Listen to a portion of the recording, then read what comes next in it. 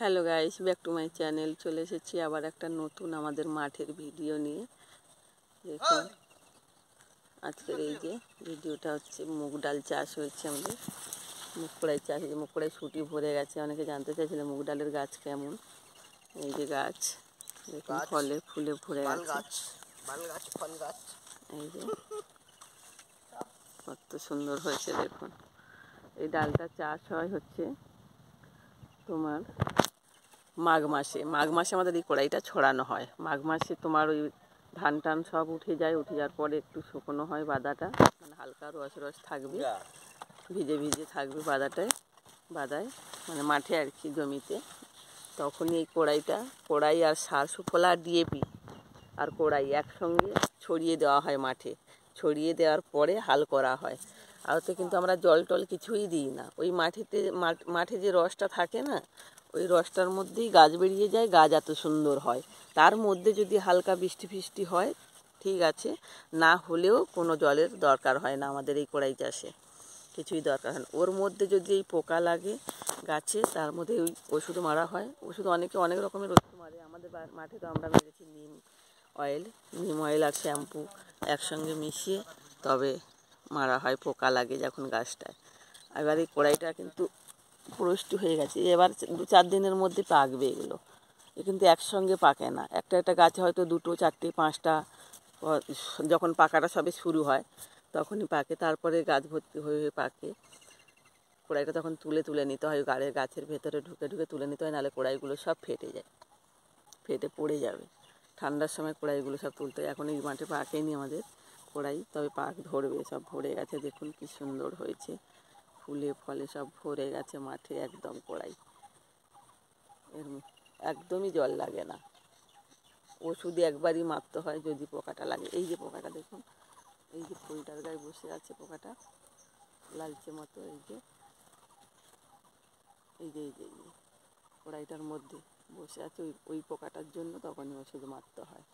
পোকাটা আমি হাত দিয়ে দেখাচ্ছি, একটু ধরো হাত দিয়ে। ওই পড়ে গেল পোকাটা, ছোটো সব লেদা পোকার মতো ওই পোকাগুলো লাগে। আমাদের এদিকে প্রচুর মুগ ডাল চাষ হয়, মাঠকে মাঠ মুগ ডাল চাষ হয়। প্রতি বাড়িতে সব জমিতে মুগ ডাল চাষ করে। দেখুন, যেটাকে মুগ ডাল বলা হয়, সোনামুখও বলা হয়, হারামুখও বলা হয়, সব রকমই বলে। আর সুটি তো একদম ভরে গেছে, সব ফুলে ফলে ভরে গেছে, সবে ফুল ফল ধরেছে দেখুন।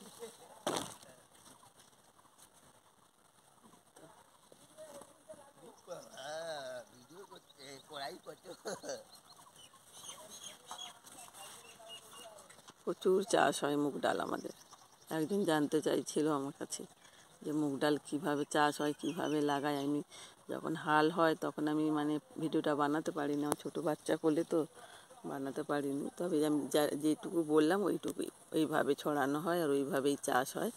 এতে কোনো জলের দরকার হয় না, মাঠের রসেই গাছটা হয়ে যায়।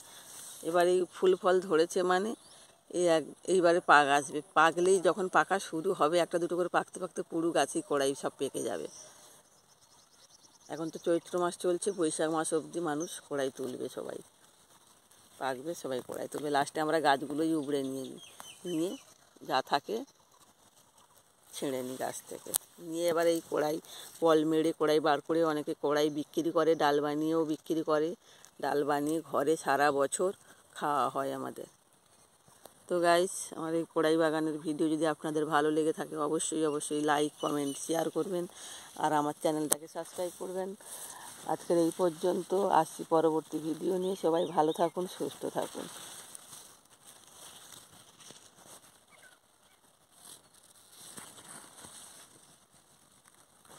ফুলটা দেখুন, কতটা শিম ফুলের মতোই লাগে ফুলগুলো, ছোট শিম ফুলের মতোই লাগে দেখুন। আর এই কাঁচা কড়াই, আমরা তো হারামুগ, অনেকে গোটা হারামুগ আমরা সেদ্ধ করে তড়কা বানাই। এই কড়াই যদি কাঁচা কড়াই একটু সামান্য পুরুষ্টি হয়ে আসবে, যদি ছাড়িয়ে তড়কা বানানো হয় ভীষণ ভালো লাগে কাঁচা কড়াইয়ের তড়কা। এই যে এই ধরনের পুরুষ্টি হবে কড়াইটা, এটাকে তুলে ছাড়িয়ে যদি তড়কা বানানো হয় খুব ভালো লাগে। তো কীভাবে বানাতে হয় আমি একদিন রেসিপি বানিয়ে আপনাদের দেখাবো, তাহলে অপেক্ষায় থাকুন। আসছি পরবর্তী ভিডিও নিয়ে। সবাই ভালো থাকুন, সুস্থ থাকুন।